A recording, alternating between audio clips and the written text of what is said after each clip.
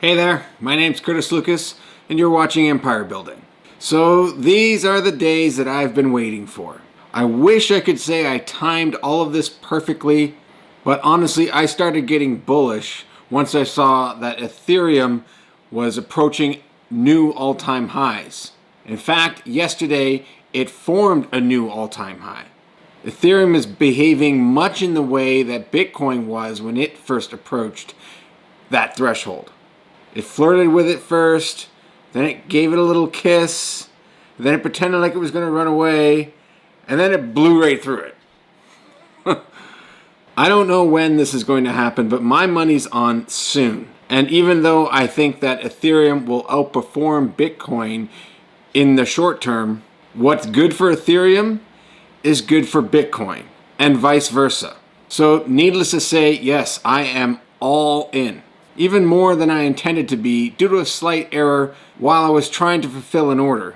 The brokerage was running slow, the online platform was very choppy, it wasn't very responsive. It told me my purchase order of 4,000 shares in Mara had timed out and was canceled, so I reissued it only to find out that it actually did go through, so now I ended up with twice as many shares as I really wanted there.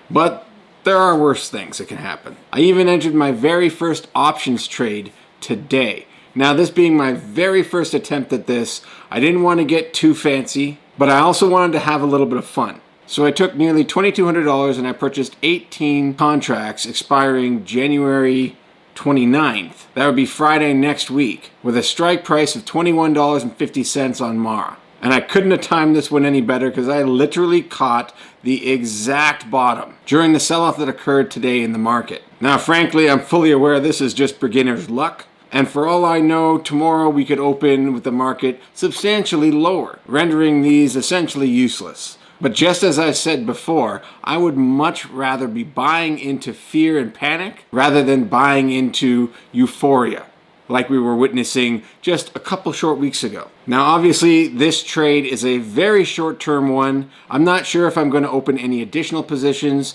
It really depends on what the market's going to do over the next couple of days. But generally speaking, it's always a little more beneficial to enter these positions, especially if these positions are calls. Calls meaning you expect the price will go up. So if the market does continue to decline, then there is a pretty solid chance that I will take out some additional contracts with a longer time frame in mind, say 3 or 4 months. I would be much more confident in taking a much more substantial position with a longer time frame like that than I would be with a short time frame like next week. Essentially what this is a $2,200 lottery ticket. And the only reason I got such a good entry for this contract was that I placed a limit order and just waited for that to get filled.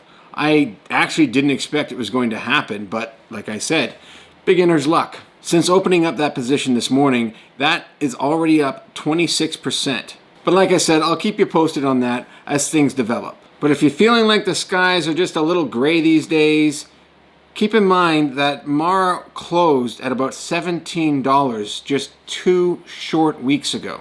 But if there's one thing these last couple of weeks have taught me, is that it is very hard to time this stuff. Even though I was absolutely correct about Bitcoin and the overbought signal that it flashed us just 2 short weeks ago, the weekly RSI on Bitcoin has reached a near record high of 95.24. There is only 2 other times in Bitcoin's entire 12-year history that the RSI has reached levels this high. If we look at the daily RSI, we can see we've reached levels of 89.8. But once we reach levels at this extreme, Bitcoin is offering you an opportunity. An opportunity it very rarely gives us. The last time Bitcoin flashed this signal at this level was before 2014, when Bitcoin was far younger and far more volatile. I still wasn't able to time the top on the blockchain stocks.